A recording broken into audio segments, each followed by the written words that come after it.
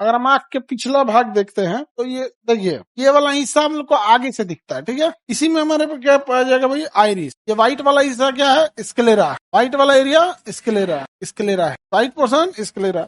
इसी स्क्लेरा में क्या पाया जाएगा, आइरिस। ये ब्लैक वाला क्या है, आइरिस। ये तो सामने से है, यही दिखाई देता है, यही क्या होता है, दिखाई देता है। लेकिन ये पिछला हिस्सा बहुत बड़ा होता है, समझा गया। आप लोग अपना भी आंख निकाल के चेक कर लेंगे, बहुत बड़ा निकले, चम्मच लेके इसे, समझा गया। यहाँ पे ना सिलियरी मांसपेशियां होती है। कौन सी मांसपेशी, सिलियरी मांसपेशी का काम क्या होता है, 6 होती है सिलियरी मांसपेशी 6। एक्चुअल आंख में जो भी पहिएगा जोड़ा में आ जाता है, 3 इधर तो 3, दोनों आंख एक पास होता है।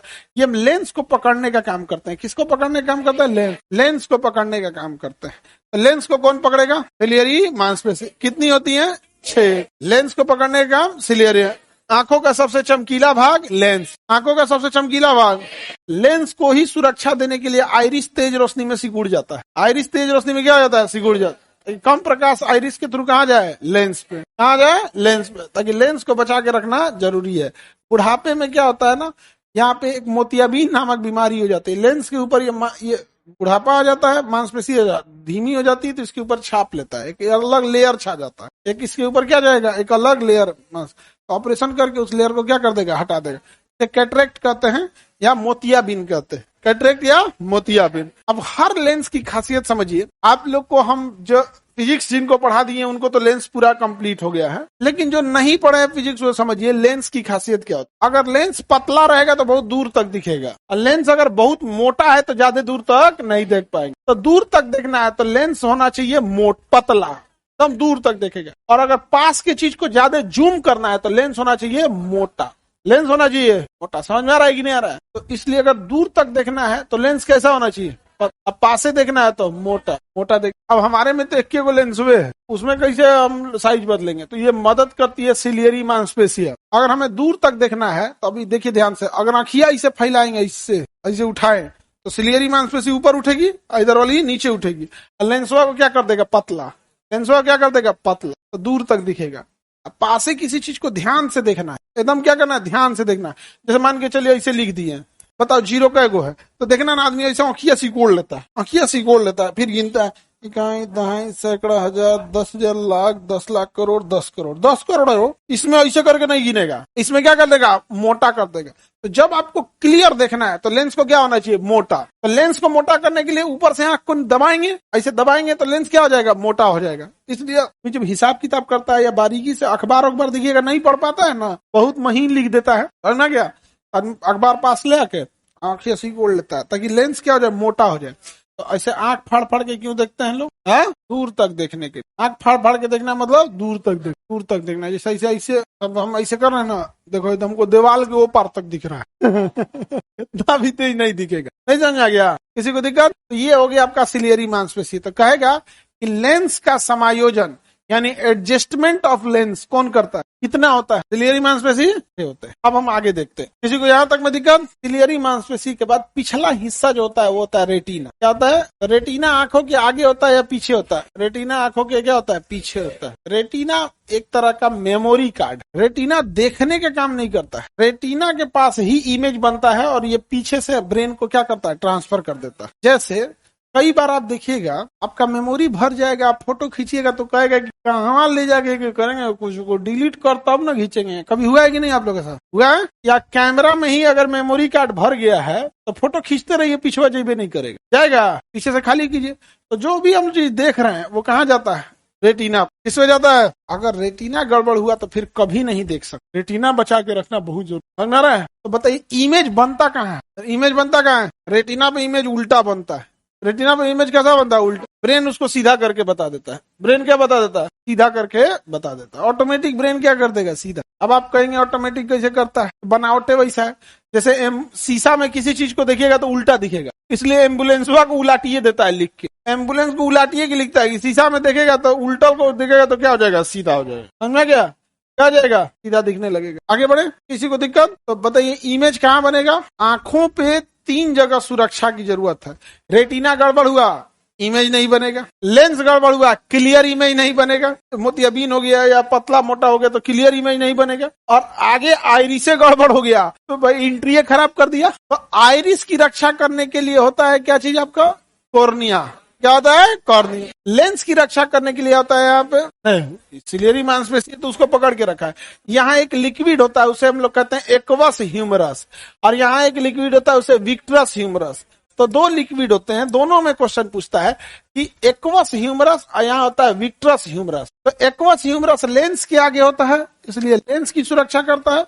विट्रस ह्यूमरस रेटिना के आगे होता है, इसलिए रेटिना की सुरक्षा करता है। तो क्वेश्चन अब इसी को आप लोकेशन देख लीजिएगा तो इजीली बता दीजिएगा।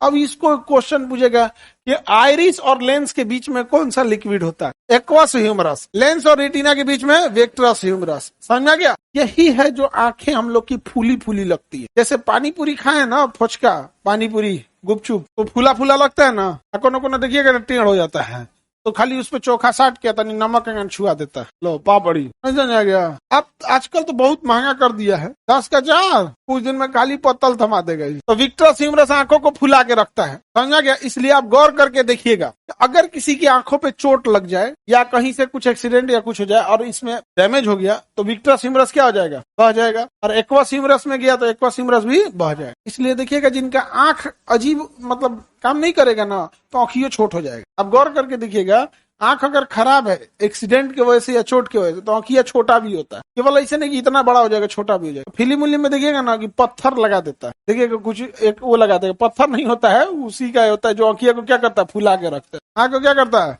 फुला के रख देता है। ये सब चीजें बहुत, मेडिकल साइंस इतना आगे आ गया है, इतना आगे आ गया है, इसका कोई हद। लेकिन महंगा बहुत है मेडिकल साइंस में। एक ऐसा मशीन है सर, 42 करोड़।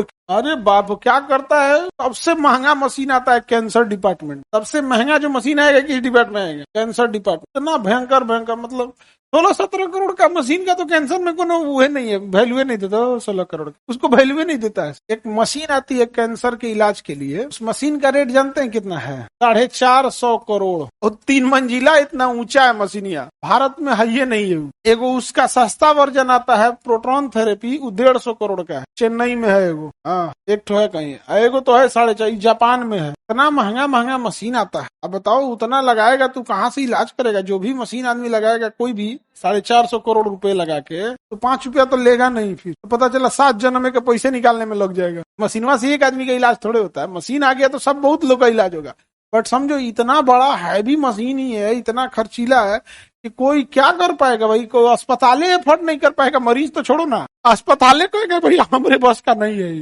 मरीज को तो उसको इलाज कराने आएगा तो उससे अच्छा खासा पैसा लेगा। मेडिकल साइंस में नो डाउट बहुत तरक्की किया, लेकिन इतना एक्सपेंसिव है, इतना एक्सपेंसिव है जिसका कोई हद। एमआरआई वगैरह तो, एमआरआई तो उस सब के आगे बच्चा है। हम लोग जब इसमें उतरे, जब जानने लगे तो एमआरआई का वैल्यू छोड़ दिया हम लोग। बाबू है अभी तुम, लेकिन एमआरआई का भी मैग्नेट बहुत तगड़ा रहा है। आंख में आप गौर करके देखे होंगे, किसी का देखे जिसका आंख बहा हो? गाँव में तो एक आदमी मिल ही जाता होगा। कितने लोग देखे आंखिया बहा हुआ कोई पेशेंट? आंखिया बड़ा होता है, एकदम छोट हो जाता है, एकदम छोटा हो जाएगा, फिर खराब लगने लगे। फिर आदमी को या तो हम प्रॉपर चश्मा पहन के रखना पड़ेगा, या फिर उसके अंदर सर्जरी करा के जबरदस्ती ऐसे क्या कीजिए, चौड़ा कराइए जबरदस्ती। तो एक्वस ह्यूमरस, विट्रस ह्यूमरस समझ में आ गया। अब ये हो गया हमारा क्या चीज, रेटिना। क्या हो गया, रेटिना। रेटिना पे ही किसी चीज का क्या बनता है, इमेज बनता है। रेटिना पे ही किसी चीज का क्या बनेगा, इमेज। तो हर चीज का कोई ना कोई एंगल होता है। तो कुछ ऐसा एंगल होता है जहां पर आप रखिएगा किसी वस्तु को तो दिखेगा ही। हम लोग कहते हैं ब्लाइंड स्पॉट। क्या हो गया, जैसे देखिए ये कलम है, हमको दिखाई दे रहा हो, एक समय इसको नीचे जाएंगे, नीचे ले जाएंगे, ऐसे ले जाएंगे ना, अब बंद हो जाए। अब क्या हो जाएगा, बंद हो जाएगा। अब देखने के लिए मुड़िया नीचे लाना पड़ेगा। ब्लैक स्पॉट पे चल गया था, कहाँ चल गया था, ब्लैक स्पॉट, मुड़िया नीचे ले आना पड़ेगा। तो एंगल का भी बहुत डिपेंड होता है। कोई चीजें जैसे आप सामने देख रहे हैं तो तिरछा वाला भी दिखता है, लेकिन उसका एंगल ठीक नहीं बनता, उसका एंगल ठीक नहीं बनता, तो ऐसे तिरछा देख लेते हैं, लेकिन जरूरी रहेगा तो। और नहीं समझ में गया? आप लोग यहाँ सब्जी उब्जी खरीदने जाता है, ऐसा लड़का सब बहुते देखते रहता है ऐसे सब्जियां, तुरंत नजर, और तरीका ये तो गौवा वाला है रे, युवा लेका पटना। नहीं समझ में गया?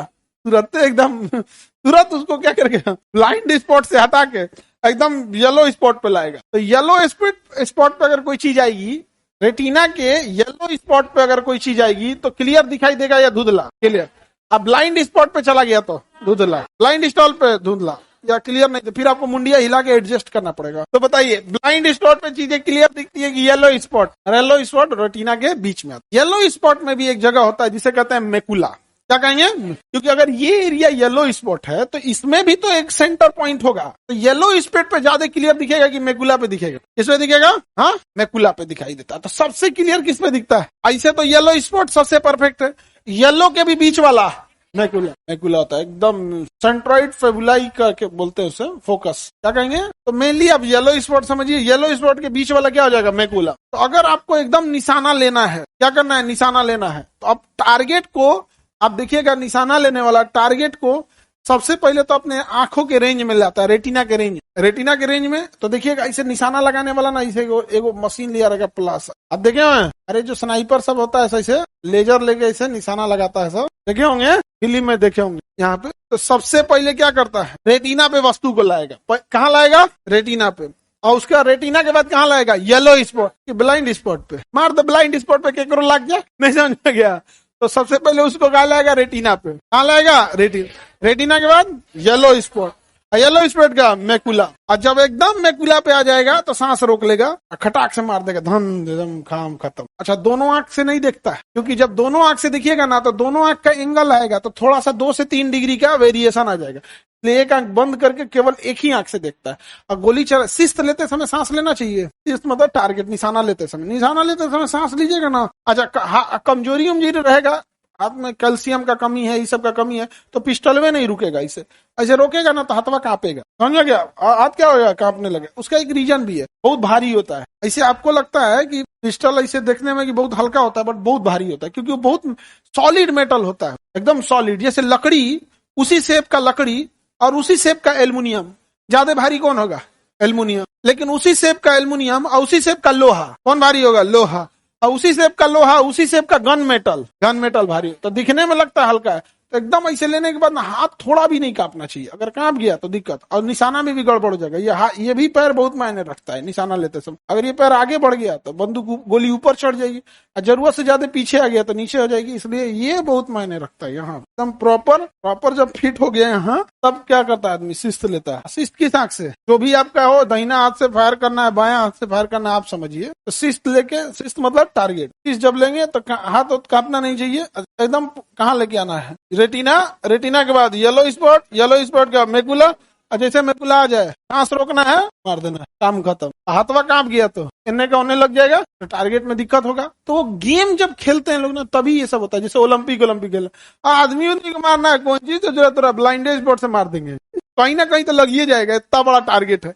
लेकिन जब आप मैच खेल रहे होते हैं या कोई ओलंपिक खेल रहे होते हैं, तो उसका आपको फिक्स रेंज होता है, यहां से नहीं, इतना में इतना मारना।